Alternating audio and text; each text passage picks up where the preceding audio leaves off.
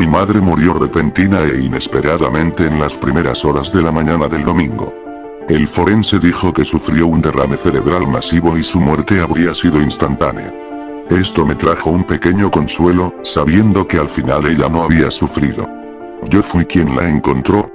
Llegué a su ordenada casa adosada en las afueras el domingo a la hora del almuerzo, trayendo conmigo sus compras de comida para la próxima semana. Temí lo peor cuando ella no abrió la puerta después de repetidos golpes y timbres. Con gran temor usé mi llave de repuesto y caminé por el pasillo, gritando el nombre de mi madre en pánico mientras buscaba frenéticamente, esperando lo mejor, pero esperando el peor resultado. La encontré recostada en el sofá, con los ojos cerrados. Mamá parecía tranquila, como si simplemente se hubiera quedado dormida. Por un fugaz segundo creí que este podría ser el caso. Pero cuando toqué su piel estaba helada. No me llevó mucho tiempo darme cuenta de que no tenía pulso y no respiraba. Encontrar el cuerpo sin vida de mi madre fue obviamente una experiencia muy traumática.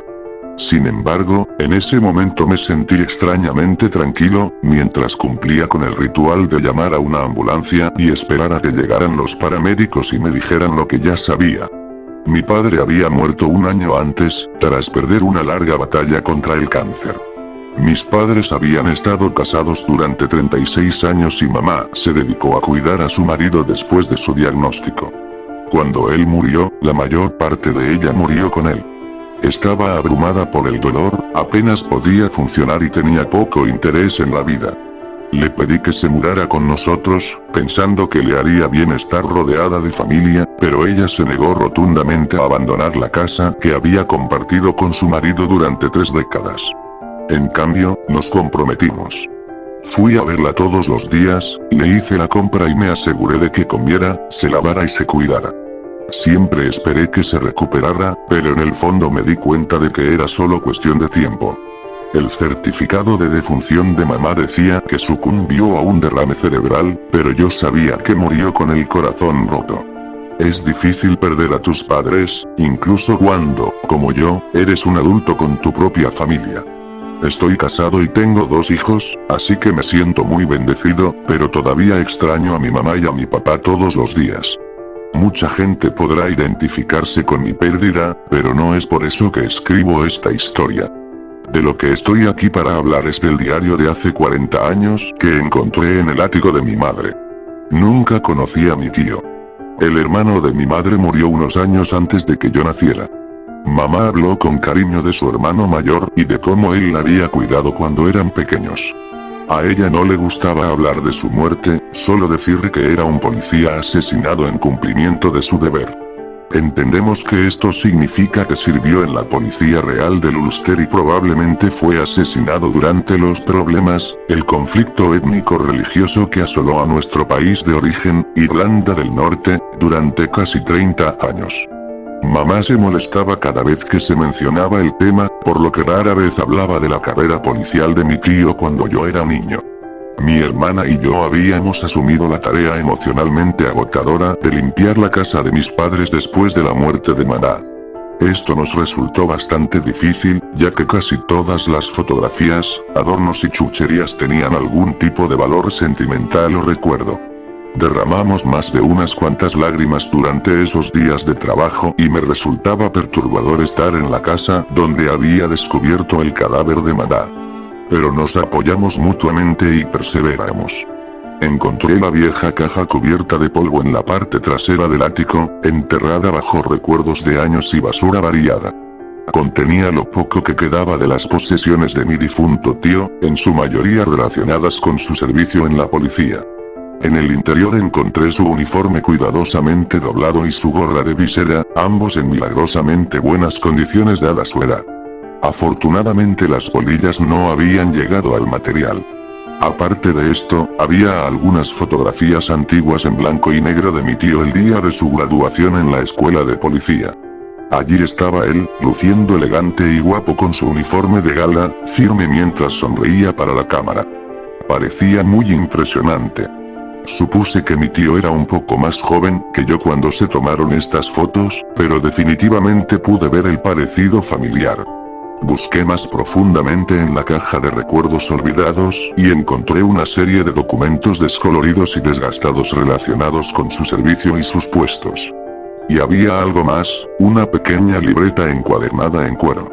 Hojeé las primeras páginas y me sorprendió descubrir que era el diario de mi tío, que registraba su servicio como policía en el frente de Belfast Occidental durante la década de 1970, algunos de los peores años de los disturbios. Le informé a mi hermana de mi descubrimiento, pero ella no estaba demasiado interesada, por lo que heredé las posesiones de mi difunto tío, incluido su diario.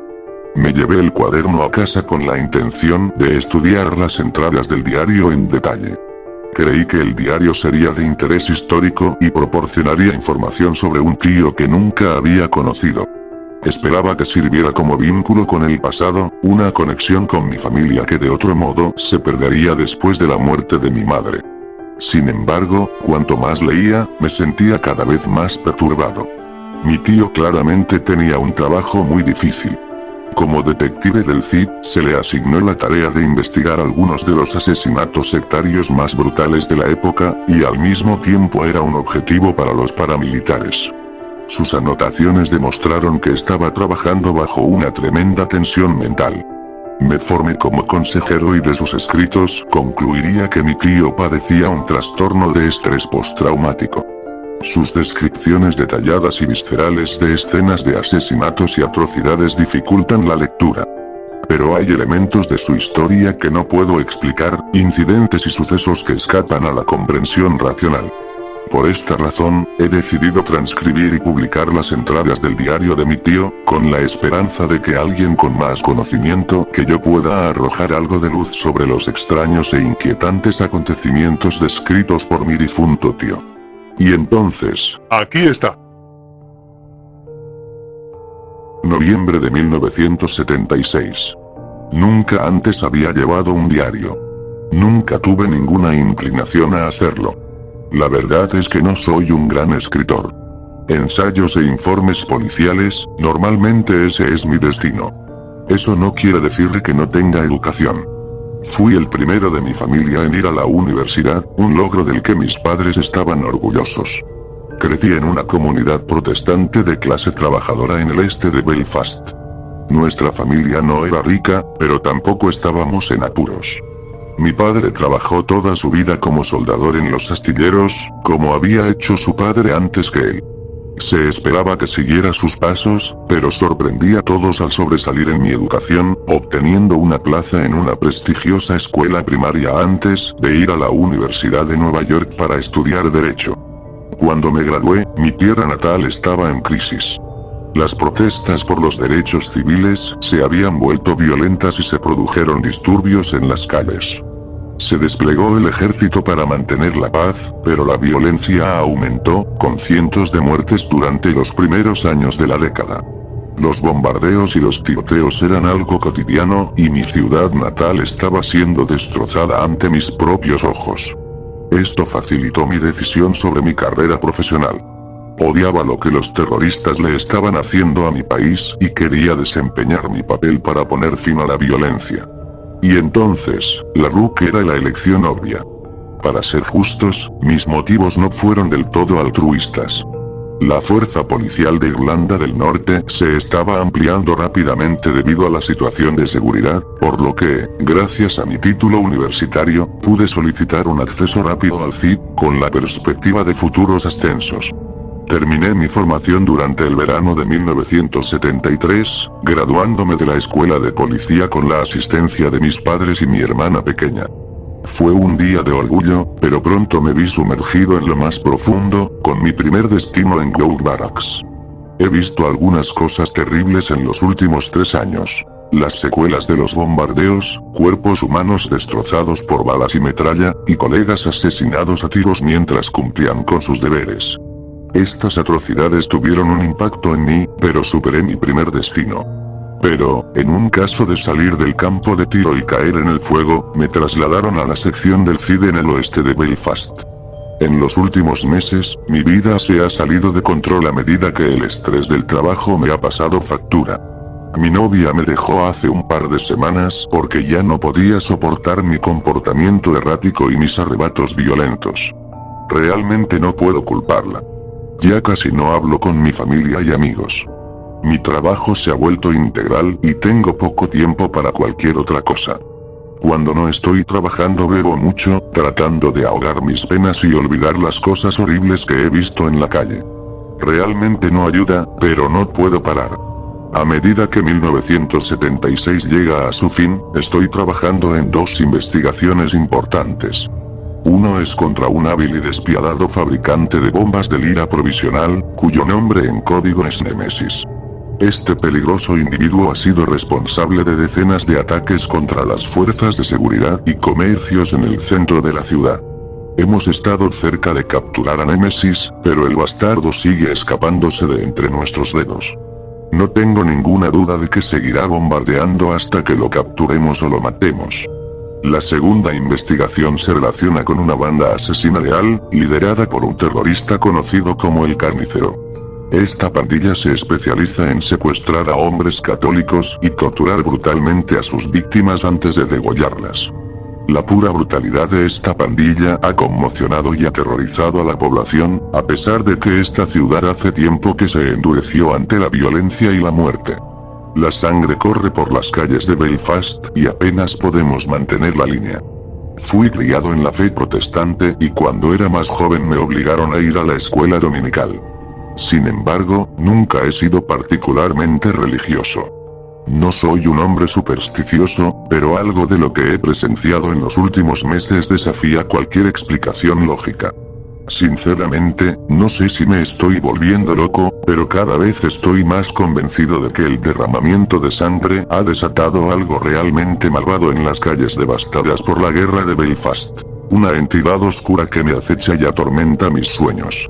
Por esta razón, decidí llevar este diario y registrar lo que veo y escucho, con la esperanza de que algún día alguien pueda encontrarle algún sentido a todo, porque con Dios como testigo, por primera vez en mi vida, estoy realmente asustado. 21 de noviembre de 1976. El carnicero ha vuelto a atacar. Un ama de casa descubrió el cuerpo tirado en un callejón de Agnes Street. Al principio, asumió que el cadáver era un maniquí desechado porque las heridas eran muy graves. Las heridas de la víctima coincidían con los asesinatos anteriores. El hombre aún no ha sido identificado, pero hemos determinado que tiene poco más de 20 años. Tenía múltiples puñaladas y cortes profundos en las manos, los brazos y el torso, ninguno de los cuales habría resultado fatal. La causa de la muerte fue que le cortaron la garganta al hombre, un corte tan profundo que el hueso quedó expuesto. La tortura y el asesinato evidentemente ocurrieron en un lugar diferente. El cuerpo fue arrojado aquí por la banda asesina. Rastrearemos la identidad de la víctima durante 1 o 2 días después de revisar las listas de personas desaparecidas. Se notificará a la familia y será necesario informar a la prensa. Sin duda habrá titulares más sensacionalistas en los periódicos sensacionalistas. Este es el tercer asesinato cometido por la banda Carniceros en los últimos 6 meses. Todas las víctimas eran jóvenes católicos secuestrados al azar en las calles. Sin duda, habrá una declaración de algún portavoz paramilitar anónimo, una afirmación genérica de que la víctima confesó durante el interrogatorio su pertenencia al IRA y había sido ejecutada por crímenes contra el pueblo del Ulster. Nuestra investigación se centra en 3 células terroristas leales que operan en el área de Shankill. Tengo fuertes sospechas sobre la identidad del carnicero, pero hasta el momento no tenemos pruebas. La pandilla ha sabido tapar sus huellas y los testigos son escasos. Pasamos la mayor parte del día en la escena del crimen, helados en una tarde gris y lluviosa. El ejército estableció un cordón de seguridad como era nuestro procedimiento habitual. Varios lugareños se reunieron alrededor del cordón. La combinación habitual de vecinos entrometidos y mirones macabros que esperaban echar un vistazo al cuerpo. Algunos periodistas aparecieron durante el transcurso de la tarde, tomando fotografías y tomando notas. Pidieron una declaración, pero no estábamos dispuestos a darles ninguna información en esta etapa inicial. Ya había caído la noche cuando movimos el cadáver, colocamos sus restos en una bolsa para cadáveres y metimos al pobre hombre en la parte trasera de una ambulancia que esperaba. Para entonces, la mayor parte de la multitud ya había seguido su camino. Después de todo, ya lo habían visto todo antes. Escudriñé el cordón mientras mis colegas movían el cuerpo y vi una figura solitaria que permanecía al otro lado de la calle, acechando en las sombras y mirando en mi dirección. El extraño estaba vestido todo de negro y con una capucha que le cubría la cabeza. No podía ver su rostro ni distinguir ninguno de sus rasgos. No soy un hombre que se asusta fácilmente, pero la visión de esta misteriosa figura me provocó un escalofrío. Parecía un hombre fuera de su tiempo, un retroceso a una época anterior. Sin embargo, a pesar de su extraña apariencia, había algo extrañamente familiar en este intruso, y estaba seguro de haberlo visto antes, aunque no recuerdo dónde ni cuándo. Me quedé mirando a este individuo durante casi 2 minutos, tratando de medirlo. No se movió ni un centímetro durante todo el tiempo, permaneció perfectamente quieto y aparentemente no reaccionó a nada que ocurriera a su alrededor. Aunque no podía ver sus ojos, podía sentir su dura mirada atravesándome. Mi primer instinto fue dar media vuelta y huir, pero como policía necesitaba mostrar fuerza. Este individuo técnicamente no había cometido ningún delito, pero la legislación de seguridad me dio el derecho de detenerlo e interrogarlo. Decidí hacerlo, pero, antes de que pudiera hacer mi movimiento, uno de mis colegas me distrajo temporalmente haciéndome una pregunta. Cuando me volví, la figura oscura se había ido, aparentemente desapareciendo sin dejar rastro. Le pregunté al teniente del ejército al mando del cordón de seguridad sobre el hombre misterioso, pero el oficial no recordaba haberlo visto, ni tampoco ninguno de sus hombres. Todo el incidente me dejó conmocionado y confundido. ¿Había imaginado esta figura? No lo creo. Tengo la inquietante sensación de haber visto a este extraño antes en algún lugar, tal vez más de una vez, pero siempre acechando en las sombras, en algún lugar de la periferia. Temo que me estén acosando. Quizás el IRA o algún otro grupo paramilitar esté apuntando a mí, reuniendo información para un posible ataque. Por lo tanto, he decidido estar más atento a mi seguridad personal. Ojalá esté exagerando, pero hoy en día no se puede ser demasiado cuidadoso. 5 de diciembre de 1976. He estado recibiendo llamadas telefónicas amenazantes en la línea de mi casa. 3 noches seguidas, todas durante la madrugada. La primera noche fue poco más que una respiración agitada y gemidos bajos, lo que me hizo pensar que era solo una plaga sexual. Le dije a la persona que llamó que se fuera al infierno y colgué el teléfono. La noche siguiente pude escuchar susurros bajos al final de la línea, tan suaves que no pude distinguir una sola palabra. A la tercera noche pude distinguir las palabras, pero estaban dichas en un idioma que no podía entender. La voz masculina al otro lado de la línea tiene una cualidad distante, casi inhumana. No he podido distinguir ningún acento o patrón de habla que pudiera ayudar a identificar a la persona que llama. He desarrollado esta inquietante sensación de que me están observando y estas llamadas nocturnas parecen confirmar un patrón de intimidación. Mañana presentaré un informe al oficial de guardia y de ahora en adelante planeo dormir con mi revólver de servicio a mano. 4 de enero de 1977. Esta mañana me llamaron al lugar de un atentado. Una patrulla del ejército fue alcanzada por un pequeño pero mortal dispositivo escondido dentro de un barril de cerveza, detonado por un cable de comando oculto. 4 soldados resultaron heridos en la explosión, pero el hombre más cercano a la bomba se llevó la peor parte, perdiendo ambas piernas y también sufriendo graves heridas en el pecho. Todavía estaba vivo cuando llegamos al lugar. Su cuerpo reducido a un desastre sangriento, sus ojos locos por la conmoción y el dolor mientras gritaba y agarraba los muñones ensangrentados que alguna vez fueron sus piernas. Lo llevaron de urgencia al hospital en un vehículo blindado sarraceno, pero murió por una pérdida masiva de sangre antes de que llegaran allí. Más tarde supe que el soldado muerto tenía solo 19 años. Evacuamos a los heridos y aseguramos el lugar. Lo que quedaba del dispositivo fue retirado para una mayor investigación forense, aunque el diseño y el modus operandi apuntaban al fabricante de la bomba que estábamos persiguiendo, un agente del IRA cuyo nombre en código era Nemesis. Sus dispositivos se vuelven cada vez más letales a medida que ejerce su letal oficio. No tuvimos mucho tiempo para examinar la escena. Pronto se reunió una multitud al borde del cordón de seguridad, entre ellos varios jóvenes que abucheaban y se burlaban de los heridos. Los soldados que controlaban el bloqueo eran de la misma compañía que el soldado muerto y, comprensiblemente, estaban molestos y enojados. Algunos soldados reaccionaron a la provocación, abriéndose paso entre la multitud mientras blandían sus porras e intentaban en vano realizar detenciones. Pronto, más jóvenes locales llegaron al lugar, llevando ladrillos y botellas de vidrio, que arrojaron a la línea de soldados. En cuestión de minutos la situación se convirtió en un motín a gran escala. A medida que la violencia aumentaba, el oficial del ejército al mando en el terreno nos dijo que ya no podía garantizar nuestra seguridad, ya que la inteligencia sugería que el IRA podría utilizar los disturbios como tapadera para lanzar un ataque con armas de fuego contra nuestro personal.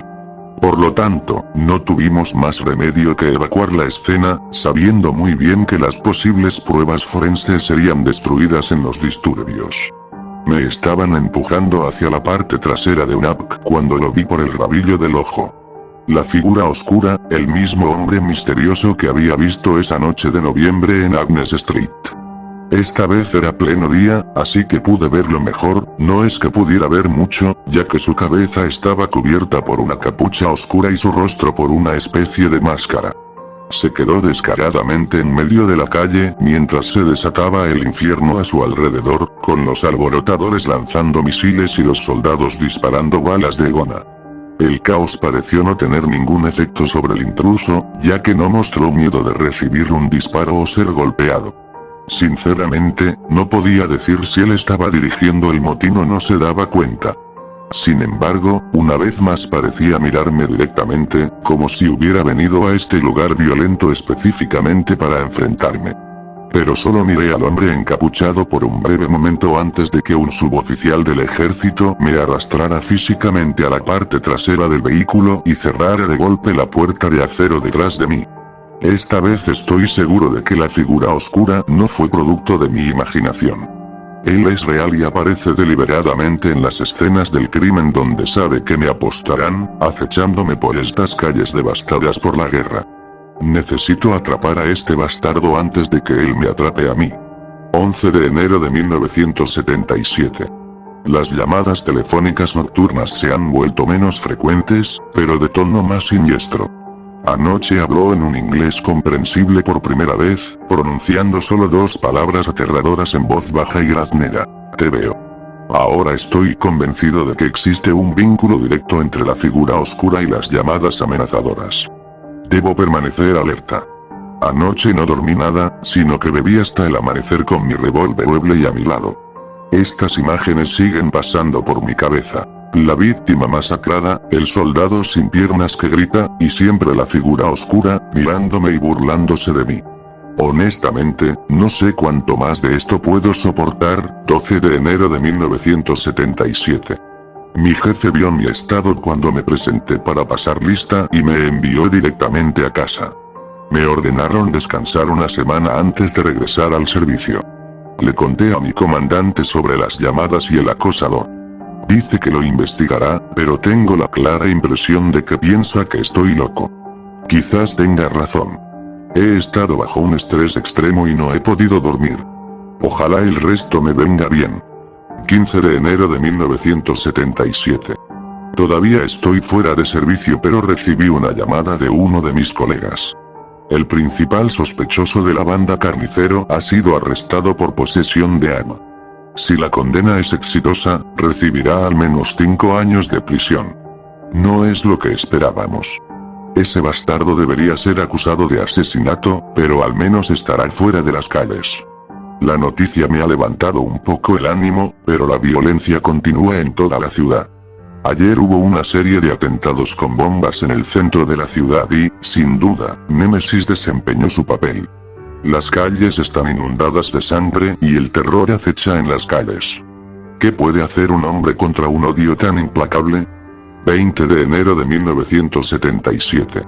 Anoche fue mi primer turno de regreso al servicio después de mi permiso de ausencia. Mi jefe me ha sacado de las investigaciones de asesinato. Me opuse, pero no demasiado. Me pusieron de guardia de noche con un escuadrón de agentes uniformados. Se suponía que este sería un trabajo fácil para devolverme al ritmo de las cosas, pero no resultó así. Era una noche helada y los niños y yo estábamos calentándonos con tazas de té caliente cuando llegó la llamada. Se informó de un disturbio en una calle secundaria de Antrim Road, en el norte de la ciudad. Los residentes locales habían informado de actividad extraña y voces que emanaban del interior de un molino victoriano abandonado al final de su calle. Salimos con todas nuestras fuerzas. 8 oficiales fuertemente armados que viajaban en 2 Land Rover blindados mientras atravesábamos a toda velocidad las oscuras calles de la ciudad. La zona era de religión mixta pero conocida por la actividad del IRA, por lo que éramos comprensiblemente cautelosos, ya que temíamos una posible trampa y emboscada. Nuestras sospechas aumentaron cuando llegamos al lugar y descubrimos la calle abandonada y extrañamente silenciosa. Procediendo con cautela, el sargento al mando ordenó a 2 oficiales que establecieran un cordón al final de la calle, mientras el resto de nosotros procedíamos con las armas en la mano. La carretera era típica de los distritos de clase trabajadora de Belfast, con hileras de casas adosadas de ladrillo rojo, antiguas 2 altibajos que se remontaban a la época victoriana. El molino se encontraba al otro extremo de la calle, su oscura estructura proyectaba una sombra siniestra sobre las pequeñas casas debajo de él. Hubo un tiempo en que la fábrica habría proporcionado empleo a los hombres y mujeres de esta área, pero hacía mucho que había cerrado como tantas otras, lo que resultó en un alto desempleo en comunidades como esta. El edificio industrial abandonado tenía una apariencia siniestra, que me recordaba a una sombría ciudadela de algún tipo de oscuro cuento de hadas. No teníamos ni idea de qué esperar. Esperaba que estuviéramos lidiando con un vandalismo menor causado por adolescentes aburridos, pero algo no parecía bien en toda la situación. Había una tensión terrible en el aire. Todos lo sentimos. Una vez más tuve la sensación de que me estaban observando. Escudriñé cuidadosamente la carretera de un lado a otro, pero estaba demasiado oscuro para ver algo. Mi miedo había vuelto, peor que nunca. Entonces me preocupé por haber regresado al deber demasiado pronto. Mi cabeza todavía era un desastre y mi paranoia se estaba apoderando de mí, pero no había nada que pudiera hacer en ese momento excepto seguir adelante. De repente, la calle ya no estaba en silencio. Escuchamos un leve ruido que emanaba del molino supuestamente abandonado, que se hacía cada vez más fuerte a medida que nos acercábamos. Me tomó un momento comprender lo que estaba escuchando. Había múltiples voces cantando al unísono, cantando profundamente en un idioma que claramente no era el inglés. Creí reconocer algunas palabras en latín, pero no podía estar seguro. Este fue un suceso extraño y lo último que cualquiera de nosotros esperaba encontrar esa noche. Había algo muy siniestro en el extraño cántico. Se sentía fuera de lugar y tiempo, pero aún así extrañamente familiar. Me di cuenta de que los otros oficiales estaban tan inquietos como yo. Sin duda todos queríamos dar la vuelta y correr hacia las colinas, pero somos profesionales y teníamos un trabajo que hacer. El inquietante cántico continuó, haciéndose más fuerte y más rápido hasta que alcanzó un crescendo, antes de detenerse repentinamente.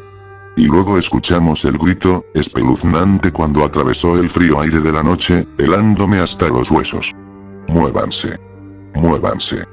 Nuestro sargento gritó, ya que seguramente se dio cuenta de que alguien estaba en problemas. Comenzamos a correr a lo largo de los adoquines, dirigiéndonos a la entrada principal sellada del molino, apretando nuestras armas, listos para la acción. El sargento llegó primero a la puerta y la abrió de golpe con su pesada bota. Él irrumpió dentro y todos lo seguimos. Temía lo que descubriríamos en el interior, pero lo que encontramos estaba más allá de mi imaginación más salvaje.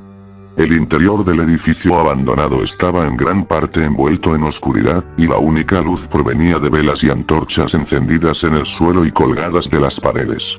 En el centro del espacio vacío había un círculo dibujado en medio del suelo y rodeado de velas. El sargento utilizó una linterna portátil alimentada por baterías para iluminar la escena. Para mi horror, me di cuenta de que el círculo era en realidad un pentagrama, y en su centro yacía un animal sacrificado. Una cabra, por lo que parecía. A la criatura le habían cortado la garganta y le habían abierto el estómago, dejando al descubierto sus intestinos y órganos internos. El lugar apestaba como un matadero y el suelo estaba cubierto de sangre. Me tomó un segundo comprender lo que estaba viendo aquí. El símbolo satánico y el animal sacrificado era una especie de sacrificio. ¿Cómo puede ser esto posible? El sargento levantó nerviosamente su antorcha y alumbró hacia arriba para revelar media docena de figuras vestidas con túnicas negras y máscaras con capucha. Todos permanecieron perfectamente quietos, mirando amenazadoramente en nuestra dirección. Todos iban armados con dagas, manchadas con la sangre de la cabra sacrificada. El sargento les gritó que soltaran las armas y se rindieran. Los cubrimos con nuestras armas mientras esperábamos para ver si cumplían. Agarré mi mueble y con ambas manos, apuntando al pecho del maníaco que empuñaba una daga más cercano. Estaba perfectamente preparado para dispararle a ese bastardo si mostraba el más mínimo signo de resistencia. Pero esto resultó innecesario, ya que de repente los 6 dejaron caer sus cuchillos y tranquilamente se arrodillaron, permitiéndonos entrar y esposarlos. Suspiré aliviado, pero este sentimiento resultó ser de corta duración. Cuando desenmascaramos a los sospechosos descubrimos que eran 4 hombres y 2 mujeres de distintas edades. Se negaron a dar sus nombres y no portaban ningún tipo de identificación ni ningún artículo personal. Los arrestamos bajo sospecha de allanamiento de morada, crueldad animal y posesión de armas ofensivas. El sargento parecía inquieto por todo el asunto y dijo que nunca había visto algo así en sus 20 años de servicio. Pero lo que realmente me sacudió hasta lo más profundo fue cuando uno de los sospechosos giró la cabeza y me miró directamente a los ojos, específicamente distinguiéndome entre la multitud. Era un hombre de aspecto desagradable, tal vez de entre 30 y 40 años. Tenía una de esas caras delgadas de comadreja, piel pálida y ojos inyectados en sangre. Tenía la barbilla cubierta por una espesa y desordenada barba y apestaba hasta el cielo, lo que sugería que no se había bañado ni duchado en días. Experimentaba un escalofrío dentro de mí cada vez que hacía contacto visual, pero me mantenía firme, sabiendo que no podía mostrarle ningún miedo a este delincuente. Abrió la boca para revelar dientes amarillos y astillados y habló en un inglés entrecortado. No reconocí el acento, pero pensé que sonaba de Europa del Este. Y lo que dijo fue esto: nuestro maestro, él te ve. Él vendrá por ti, pronto no tendrás donde esconderte. Me quedé pegado al lugar, con la mandíbula colgando de incredulidad.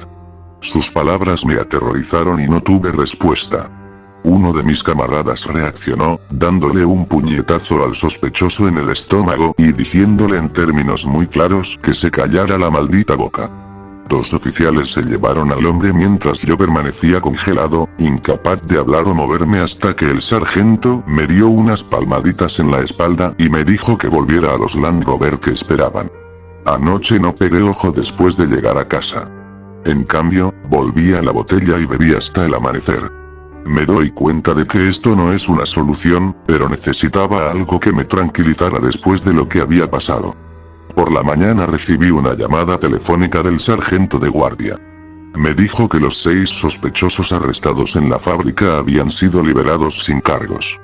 Al parecer, las órdenes procedían de arriba, pero no se dio ninguna explicación. El sargento mencionó informes de otros sacrificios rituales de animales y misas negras que se estaban produciendo en todo el Ulster, y de supuestos vínculos con la inteligencia militar británica. La teoría era una especie de operación psicológica dirigida contra los paramilitares y sus partidarios. No podía creer lo que estaba escuchando. ¿No habrá fin a esta locura? ¿Ha descendido toda esta ciudad a las profundidades del infierno? ¿Cuánto más se puede esperar que tome un hombre? 4 de febrero de 1977. Hoy casi muero. Literalmente estuvieron a centímetros de eliminarme. Habían sido un par de semanas tranquilas, o al menos tan tranquilas como podría haberlas sido un policía trabajando en Belfast. Yo todavía estaba de ronda con las patrullas uniformadas. Por supuesto, hubo incidentes, pero ninguno tan extraño e inquietante como aquel encuentro en el viejo molino. No había recibido ninguna llamada telefónica amenazante en los últimos 15 días, había dejado de beber e incluso dormía mejor. Realmente creí que había doblado una esquina, pero nunca puedes dejar de mirar la pelota en este trabajo. Nuestra unidad fue llamada a la escena del crimen en Ballymuffy. La centralita recibió una llamada informando de un robo y nos enviaron a investigar. Como de costumbre, salimos con fuerza, asistiendo en Land Rovers blindados y completamente armados. Los detalles eran vagos y por eso, naturalmente, sospechábamos. Como resultó, con razón, porque esta precaución nos salvó la vida.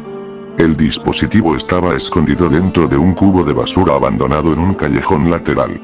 Estaba solo a unos 12 pies de distancia de la bomba cuando detonó. Recuerdo una luz cegadora y un estruendo ensordecedor, seguidos una fracción de segundo después por una poderosa ola de calor que me hizo volar y me arrojó hacia atrás. Golpeé el suelo con fuerza, sintiendo un dolor agudo recorrer todo mi cuerpo. Después de eso, me quedé aturdido en el pavimento. Mi cabeza palpita, mi visión es borrosa y mis oídos todavía zumban por la explosión. La figura oscura apareció de la nada y se paró justo encima de mí. Mi vista todavía estaba afectada y por eso no podía distinguir sus rasgos faciales. De hecho, él era poco más que una sombra oscura que se alzaba sobre mi cuerpo herido, bloqueando el sol. Sin embargo, sabía que era él, la misma figura oscura que me ha estado acechando durante semanas. Y ahora me tenía, herido e indefenso, completamente a su merced. Mi visión estaba empezando a recuperarse, pero no podía soportar mirar esta horrible figura, así que cerré los ojos y me preparé para el final. Pasaron los segundos y poco a poco recuperé la audición. Oí a los hombres gritar y el pesado ruido de botas contra el pavimento. Abrí los ojos de mala gana y, para mi gran alivio, el hombre oscuro ya no estaba. Su figura sombría fue reemplazada por las miradas preocupadas de mis camaradas que acudieron en mi ayuda. Milagrosamente, salí de la explosión con solo heridas leves, cortes, moretones y una leve conmoción cerebral. Un trozo de metralla que volaba me había rozado la cabeza. Un par de centímetros a la derecha y se habría incrustado en mi cráneo. Los agentes investigadores no tardaron mucho en establecer que el dispositivo era obra de Némesis, el atacante del IRA responsable de tantos ataques anteriores en esta parte de la ciudad. El diseño de la bomba y el estilo del ataque fueron muy similares al que mató al joven soldado en enero. Parece que, en esta ocasión, el miembro del IRA encargado de detonar el dispositivo no había dado en el blanco. La bomba había estallado demasiado pronto. Si hubiera esperado solo un par de segundos más para detonar, entonces yo estaría muerto y varios de mis colegas gravemente mutilados.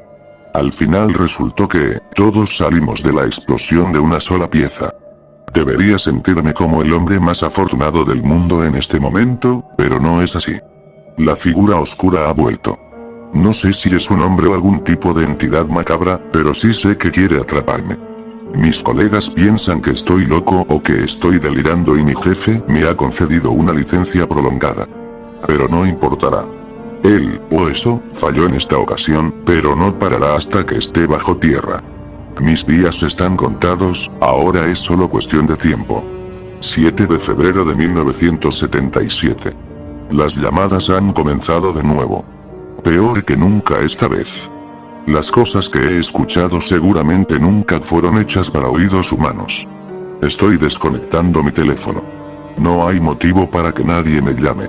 Todavía estoy de excedencia en el trabajo, pero no encuentro respiro. Paso las noches bebiendo con mi arma a mi lado. No puedo dormir por mucho tiempo. Cada vez que cierro los ojos, mi mente se llena con estas horribles imágenes. Él siempre está ahí, atormentando mis sueños. Sé que me están mirando. Nunca seré libre. 9 de febrero de 1977. Mi hermana vino a mi casa esta tarde. Supongo que está preocupada por mí. Probablemente ha estado intentando llamarme, pero no puede comunicarse con el teléfono desconectado. Estuvo en la puerta durante más de 15 minutos, golpeando repetidamente la aldaba y tocando el timbre. No respondí. Todas mis cortinas estaban corridas y las luces apagadas. Ella debió pensar que yo estaba fuera, así que finalmente se dio por vencida. No puedo soportar que ella me vea así. Su hermano mayor, reducido a un cobarde borracho. Es lo mejor de todos modos. Lo que sea que me esté pasando, quien sea y lo que sea que esté detrás de mí, no puedo dejar que mi hermana pequeña se involucre. Necesito protegerla. 13 de febrero de 1977. Muere el bombardero del Irak conocido como Némesis. Las fuerzas de seguridad no desempeñaron ningún papel en su muerte. Irónicamente, murió por sus propias manos después de que una bomba en la que estaba trabajando detonara prematuramente, haciéndolo volar en pedazos y demoliendo la casa segura en la que estaba secuestrado. Es un riesgo laboral para quienes están en su línea de trabajo. Mis jefes hubieran preferido arrestar y condenar al bastardo, pero no necesariamente estaban disgustados con el resultado. Yo tampoco, al menos no al principio. Mi comandante me invitó a asistir al lugar. Técnicamente todavía estaba suspendido, pero mi jefe estaba dispuesto a cambiar las reglas para permitirme estar allí cuando sacaron las partes desmembradas del cuerpo del atacante de entre los escombros. Después de todo, el bastardo ha intentado matarme, así que la esperanza era que su muerte violenta me diera algún cierre.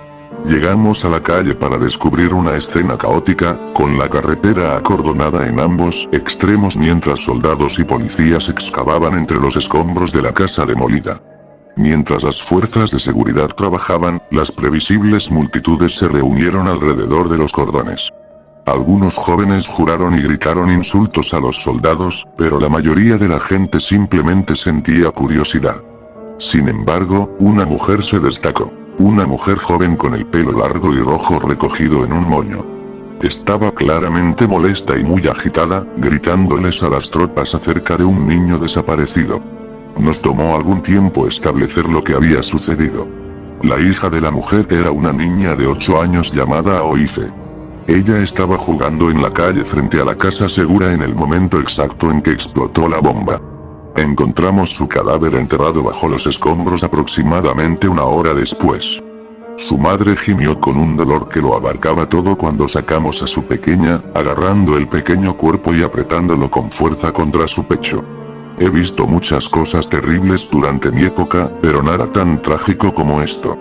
Y él estaba allí, por supuesto. El hombre oscuro, demorándose en las sombras justo fuera del cordón, observándome y burlándose de mí.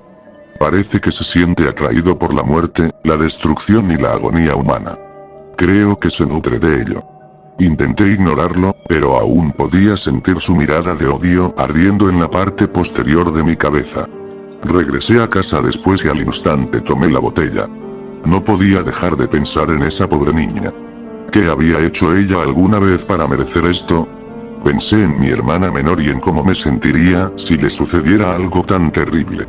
Más tarde esa noche encendí la radio para escuchar las noticias sobre el incidente de hoy. El IRA había emitido un comunicado describiendo al atacante muerto como un valiente patriota irlandés que dio su vida por la causa de la libertad, mientras que la muerte del joven Oife fue un trágico accidente y un doloroso recordatorio de la ocupación británica de nuestro país. Me puse rojo cuando escuché esas palabras, agarré una botella de vodka vacía y la arrojé al otro lado de la habitación hacia la radio, rompiendo ambas en pedazos.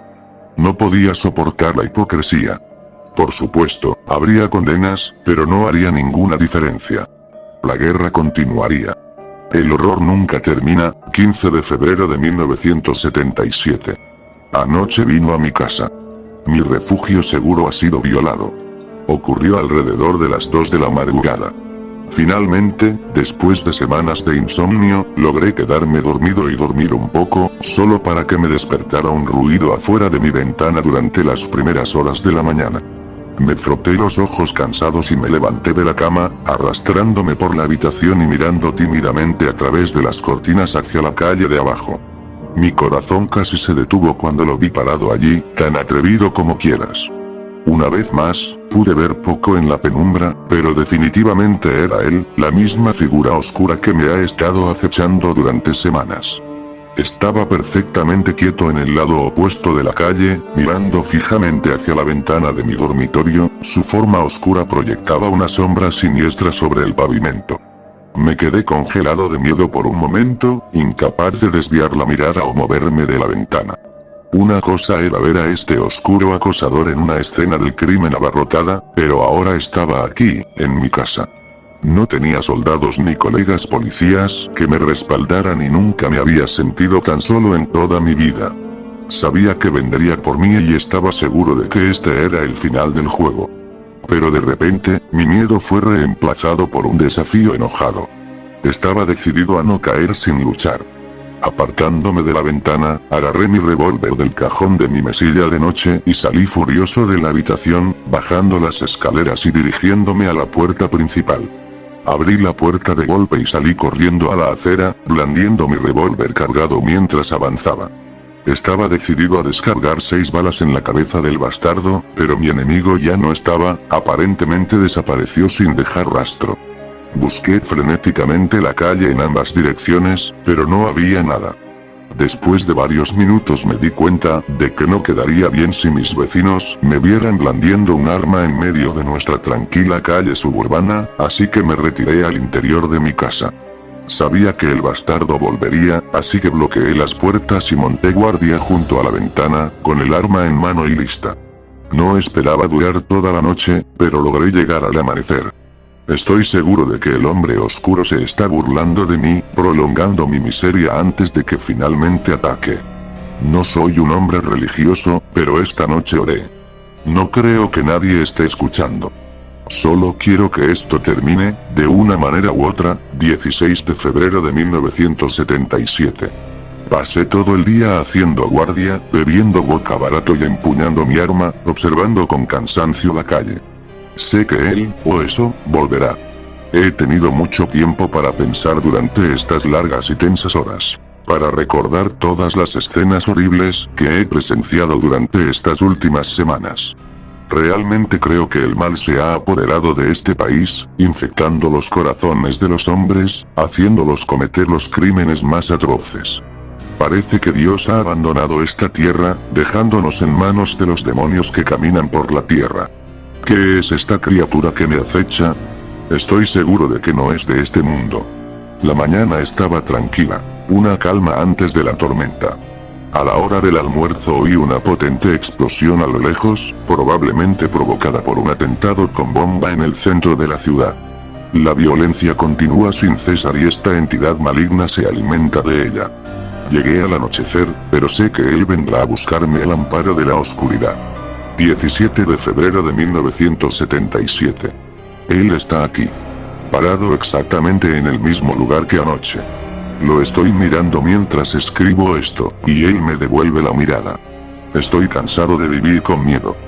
Voy a enfrentarlo, sea lo que sea, y esta vez no se me escapará de los dedos. Vi su cara. Le miré a los ojos. Dios mío, esos ojos. No es un hombre, no es un ser humano. De esto no tengo ninguna duda. Cuando se bajó la capucha, vi algo que no pude comprender. Esos orbes demoníacos en lugar de sus ojos miraron fijamente mi alma. Me quitó todo, dejando nada más que un cascarón vacío. Nunca podré olvidar lo que vi. Cada vez que cierro los ojos lo veo los cuerpos, los sitios de las bombas. Todo el mal que se ha apoderado. No puedo seguir así. Solo hay una salida. Quien encuentre este diario, dígales a mis padres y a mi hermana que los amo y que lo siento. Por favor, Dios, muéstrame misericordia. Bueno, eso es todo. El diario perdido de mi difunto tío, transcrito palabra por palabra. No hace falta decir que me resultó muy emotivo leerlo y he tenido dificultades para aceptar su historia. Ahora entiendo por qué mi madre se negó durante toda su vida a hablar de la muerte de su hermano. Después de leer su relato, profundicé más y realicé mi propia investigación en un intento de verificar los detalles. Como probablemente habrás adivinado, mi tío se suicidó poco después de escribir su entrada final. Se pegó un tiro en la cabeza con su revólver reglamentario. Lamentablemente, los suicidios eran muy comunes entre los oficiales en servicio de la RUT, lo que nos sorprende dado el inmenso estrés de su trabajo.